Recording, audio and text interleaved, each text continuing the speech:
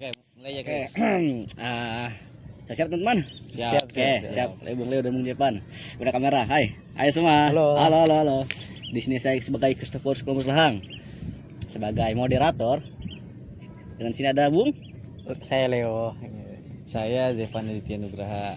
Oke, baik teman-teman. Di sini selamat datang di podcast kami. Hari ini kami ini berencana ngambil suasana yang agak beda gitu ya, di atas rooftop gitu, biar lebih adem gitu, biar bisa ngeliat sekeliling. Enak lah ya. Enak Asli, banget lah. asli. Ada cahaya matahari dikit. Betul, kayak biar nggak biasa banget gitu. Bener. Di sini kita ada sedikit pembahasan nih yang cukup seru. Di sini kita coba membahas tentang perang di Diponegoro ya, di mana perang ini bisa dibilang salah satu perang yang besar di Jawa. Nah, di sini seperti kita tahu perang Jawa ini bukan peristiwa yang kecil. Ya, Betul. Betul banget. Besar banget. Oke, dalam berbagai sumber perang ini disebut salah satu perang terbesar di Jawa pada abad ke-19. Dan jadi berlangsung dari tahun 1825 sampai dengan tahun 1830. Di sini melibatkan Pangeran Diponegoro bersama pendukungnya untuk melawan pemerintah kolonial Belanda. Oke, biar obrolannya lebih terarah nih. Hari ini sudah ada dua narasumber kita, yaitu Leo dan Bung Jepan. Di sini mereka akan membantu menjelaskan latar belakang, jalannya perang, dan strategi sampai dampak dan relevansinya. Mungkin kita bisa mulai dari Bung Leo nih. Halo Kristo, dan Halo. mungkin sedikit pembukaan lah untuk teman-teman sekalian bahwa topik ini menarik untuk kita bahas karena memang kita tahu bahwa perang Jawa itu bukan hanya konflik bersenjata, tapi juga ini berkaitan dengan bagaimana perubahan politik, bagaimana perubahan sosial dan ekonomi yang terjadi di Pulau Jawa pada saat masa kolonial pada saat itu. Jadi banyaklah rentetan setelah perang Jawa itu. Bener banget apa yang dikatakan sama Bung Leo tadi. Bahkan menurut Hartono ini bahkan disebut sebagai perang semesta gitu. Saking besarnya, saking berpengaruhnya perang ini, dimana banyak sekali unsur-unsur yang ada di dalam perang ini, seperti unsur kerakyatan, budaya, politik, kewilayahan, dan banyak lagi yang akan kita mungkin ya nanti kita jelaskan lagi lah apa aja yang isi di perang ini kan. Betul. Oke, baik Bung. Oke, kita mungkin mulai dari pertanyaan yang mendasar nih. Sebelum perang meletus tahun 1825, keadaan Jawa dan Yogyakarta ini gimana sih? Begini ya, secara sederhananya ya, saya pastikan bahwa setiap ketegangan itu bermula dari kekecewaan lah, pun ada juga intrik politik di dalamnya. Nah, kemudian perang Jawa itu puncak dari kekecewaan masyarakat pada saat itu, yang mereka sudah lama menumpuk kekecewaannya begitu, terutama akibat kesulitan di ekonominya mereka, dan juga kita tahu bahwa pemerintah kolonial pada saat itu mereka sewenang-wenang lah dalam menerapkan kebijakan gitu yang Betul sekali kata ya. Bung Leo. Banyak sekali kebijakan-kebijakan dari kolonial itu yang merugikan masyarakat. Bahkan dari semua aspek itu dipajaki gitu. Itu berdasarkan sumbernya Dewi dan kawan-kawan, berdasarkan penelitian mereka tuh bahwa hampir setiap aspek kehidupan, aspek seperti rumah, pajak ternak, pajak jalan, bahkan ibu yang sedang menggendong anaknya pun diberikan pajak gitu. Apa enggak masyarakat tuh enggak terbebani, merasa tertekan dengan berbanyaknya pajak itu, dimana kan kita tahu kolonial tuh sangat-sangat penghasilan masyarakat tuh sangat-sangat sedikit gitu, tapi pajaknya besar-besaran. Tentunya kan menimbulkan reaksi yang sangat-sangat tinggal tunggu pemicunya saja gitu untuk suatu konflik itu terjadi.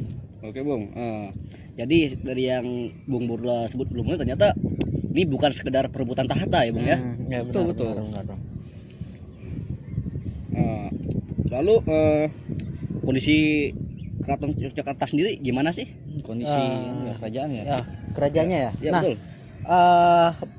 begini, sebelum adanya pemerintah kolonial Belanda pada saat itu, benar, Belanda, bahwa mereka masih hidup dalam tradisi yang terus menerus begitu. Nah, kemudian setelah adanya Belanda, banyak sekali tradisi-tradisi yang mulai dihilangkan di keraton, sehingga ini membuat Diponegoro itu merasa terganggu lah di dalamnya. Nah, hingga pada akhirnya mulailah sedikit pemikiran dari Diponegoro untuk melakukan perlawanan gitu, saudara. Betul sekali. Berdasarkan akumulasi tadi, kayak kerajaan yang sudah mulai tidak jelas arahnya, pajak yang tinggi, terus ada campur tangan Belanda bahkan dalam istana kerajaan Yogyakarta, ataupun dari kalangan istana sendiri, itu menyebabkan menjadi timbul konflik-konflik masyarakat itu, khususnya yang berada di pihak Pangeran Diponegoro itu, untuk memerangi lah kerajaan ataupun bangsawan yang memihak Belanda. Jadi ternyata tekanannya ini nggak cuma dari luar tapi dari dalam keraton sendiri, Bung ya. Ya, benar sekali. Tekanannya memang terasa di luar dalam. Di luar rakyat merasakan cekikan ekonomi, mereka merasa tercekik begitu kebijakan Belanda, tapi dari dalam juga sangat terasa begitu. Nilai-nilai dari keraton, nilai-nilai dari kerajaan sudah mulai terkikis begitu mereka.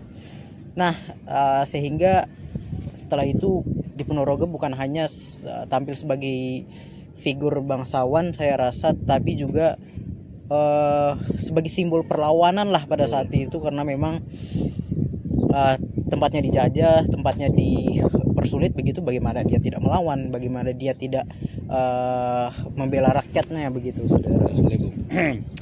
Baiklah, setelah kita masuk permulaan, kita mungkin bisa masuk dan mengenal tokohnya lebih dalam. Siapa sih sebenarnya Pangeran Diponegoro ini? Mungkin Bung Jepan bisa menjelaskan singkat tentang asal-usul Diponegoro? Ya, mungkin kalau kita tahu asal usul Diponegoro itu kan, kita tahu dia adalah seorang bangsawan Keraton Jogja. Itu bahkan berdasarkan penelitian Wahid dan Suyanto, dia lahir di Yogyakarta pada tahun 11 November 1785. Nama kecilnya itu beda gitu. Nama kecilnya itu dulunya Bendoro Raden Mas Mustahar. Nah, dia itu sendiri cucu dari Sultan Hamengkubuwono II.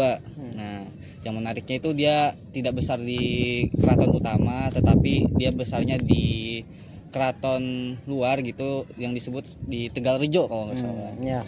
Nah, di Tegalrejo juga sepembacaan dan sepengetahuan saya bahwa Diponegoro ini tumbuh sebagai orang yang ekstrovert lah begitu, mudah bergaul dengan kalangan mana saja, mudah untuk bersosialisasi dengan kalangan mana saja, ramah untuk kepada rakyat, tidak memandang bulu rakyat. Nah, yang kemudian inilah sebagai modal lah yang memecahkan perang nanti, itu perang Jawa nanti.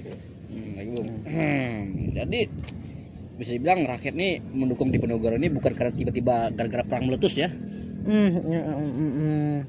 Iya, bukan hanya karena perang yang meletus kemudian rakyatnya mendukung Diponegoro, tapi juga karena memang figurnya itu dikenal sebagai orang yang sederhana, orang yang religius dan tidak mengejar tahta. Kemudian daripada itu mungkin itu. Baik Bung, jadi apakah ada gitu unsur-unsur kepercayaan atau dimensi yang spiritual ya, yang memperkuat posisi beliau? Nah, seperti disebutkan sama Bung Leo tadi, kalau sifat-sifatnya Diponegoro itu seperti terlihat sempurna gitu kan, sama oleh rakyat-rakyat biasa. Itulah yang dilihat sama masyarakat gitu, bahwa menganggap Diponegoro itu seperti Ratu Adil loh. Ratu Adil, tahu Ratu Adil? Oh ya, tahu kan, kayak Ramalan Jayabaya. Nah, itu dilihat tuh sama masyarakat kalau sosoknya itu sebagai penyelamat Jawa gitu. Masyarakat Jawa saat itu kan berada di dalam cengkraman kolonisasi Belanda, yang membuat tadi masyarakat tuh menderita. Akhirnya kayak figur penyelamat gitulah, penyelamat masyarakat di tengah krisis gitu, seperti melihat secercah harapan gitu. Jadi gambaran rakyat kepada Diponegoro ini jadi ini bukan sekedar pangeran Bung ya, dan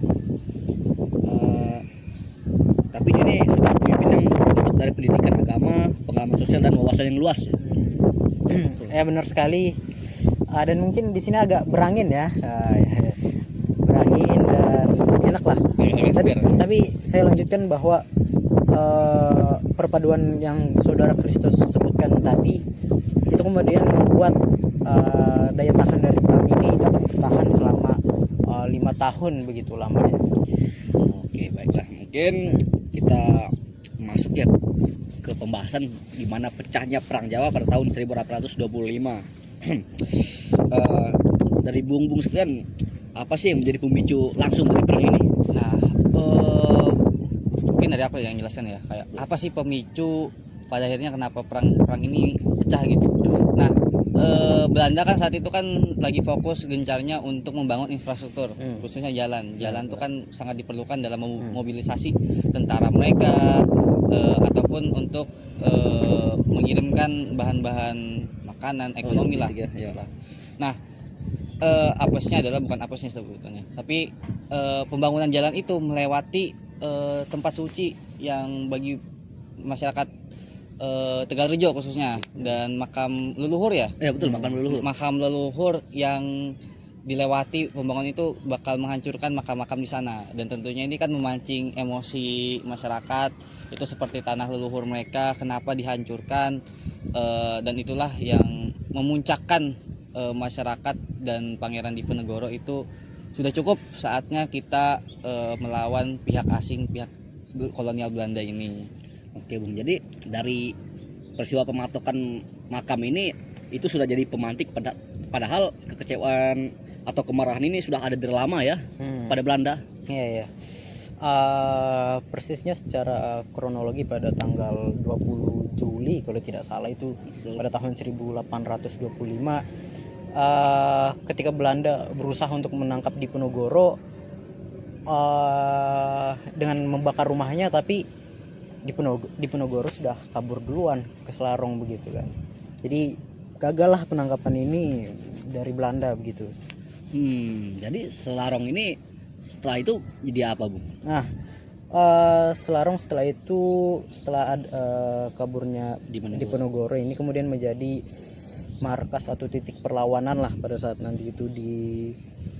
Di sana juga Diponegoro menyusun strategi, menerima dukungan dari masyarakat pada saat itu, dan juga kemudian pada akhir Juli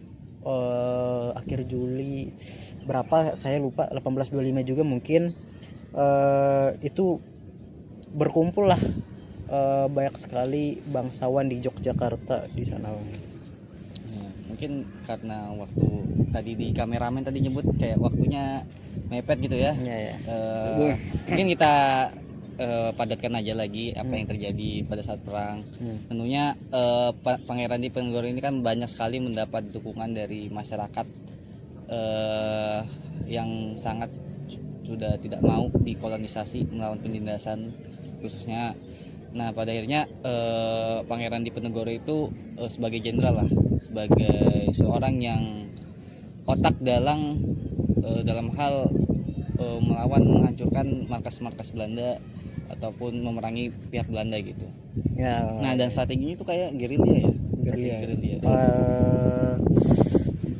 Saya ingin melihatnya secara general dari perang ini.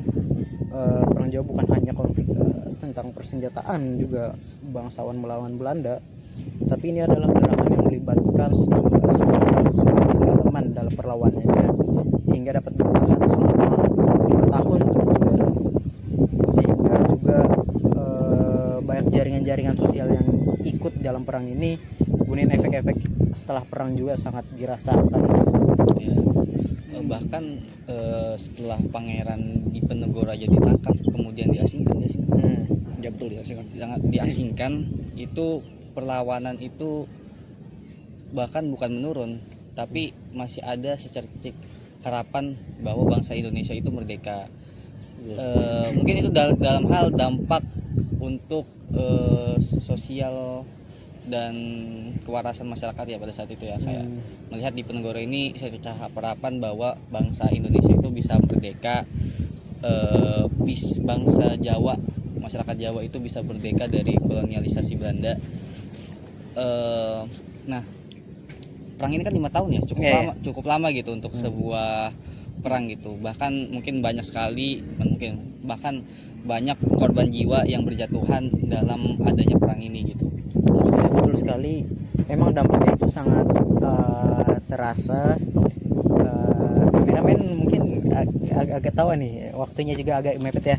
Tapi saya jelaskan, pada akhirnya memang banyak sekali korban jiwa yang berguguran, sekitar 200.000 saya rasa atau lebih nominalnya. Ada juga lahan pertanian yang rusak saya rasa di sana, sehingga menimbulkan kerugian bagi rakyat Nusantara pada saat itu, terutama juga kepada koloni Belanda gitu. Di pihak Belanda kan sepengetahuan saya adalah 8.000 prajurit meninggal, dan kemudian ini fun fact-nya adalah ini menimbulkan hutang bagi kerajaan Hindia Belanda pada saat itu sebanyak 20 juta gulden atau berapa puluh triliun itu saya rasa. Ya, nah inilah yang mungkin agak menarik ya moderator ya. Kayak ini menjadi awal adanya sistem kultur stelsel, kayak sistem pemaksaan lah untuk menanami, dimana kan perang itu kan banyak sekali memakan biaya gitu. Dan banyak berhutang seperti yang dikatakan sama Bung Leo tadi. Sehingga untuk membayar tersebut ya mereka harus mencari cara nih, bagaimana sih menutupi hutang, mendapatkan penghasilan kembali gitu. Dan adalah salah satunya kultur stelsel yang kita tahu itu sangat-sangat kejam gitu pada masyarakat Nusantara. Nah, mungkin itu cukuplah pengetahuan dari kami berdua dengan Jepan. Mungkin ada nggak sih, biasanya kan setelah podcast itu ada pertanyaan-pertanyaan relevansi untuk anak muda. Ya, untuk anak muda dari moderator gimana? Iya, mungkin bagi moderator melihat sejarah Diponegoro, melihat sosok Diponegoro atau mendengar sosok Diponegoro tuh seperti apa gitu. Nanti akan kami tambahkan juga. Baik Bung, mungkin dari saya sendiri saya melihat sosok Diponegoro ini sebagai figur yang bisa dijadikan sebagai panutan, di mana bisa kita tahu perlawanan yang dilakukan Diponegoro pada kemenangan Belanda ini bisa dibilang cukup berat sebelah, di mana persenjataan dari Belanda ini lebih canggih gitu daripada Pangeran Diponegoro. Akan tetapi ini nggak menurunkan niat dan semangat Diponegoro untuk berjuang. Mungkin itu dari saya, Bu. Kalau dari saya adalah mungkin Diponegoro mungkin dapat dijadikan sebagai patokan para pemimpin di masa sekarang atau masa depan, bahwa ketika Anda memimpin tidak perlulah untuk melihat lapisan-lapisan sosial di masyarakat, langsung saja Anda pimpin semua itu orang. Tidak perlu melihat bagaimana agamanya, tidak perlu bagaimana melihat ekonominya. Itu adalah rakyat Anda harus memimpin dengan penuh tanggung jawab, dengan penuh iman gitu. Kalau dari saudara Jepan ya? Kalau saya melihat bahwa Diponegoro ini adalah sosok yang sangat melihat ketidakadilan yang terjadi khususnya di tanah Jawa pada saat itu. Dan itulah yang harus kita lihat, kita harus perjuangkan bagaimana Diponegoro itu memperjuangkan ketidakadilan, adanya hak-hak masyarakat Jawa pada saat itu, sehingga sosok Diponegoro adalah contoh panutan yang bisa kita jadikan acuan bagaimana sih seseorang itu untuk dapat merebut kembali hak-hak milik mereka gitu, dimana kan kita tahu saat itu mereka sangat mengalami kolonisasi gitu. Hak-hak mereka dibatasi gitu, seperti itu. Bentuk perjuangan lah untuk membebaskan diri gitu. Mungkin kayak gitu. Cukup dari kami. Mungkin demikian podcast dari kami. Atas kesalahan kata dan kurangnya kami mohon maaf. Kritikan dan saran kami sangat perlukan. Dadah. Terima Terima kasih kasih. kawan-kawan. Dadah.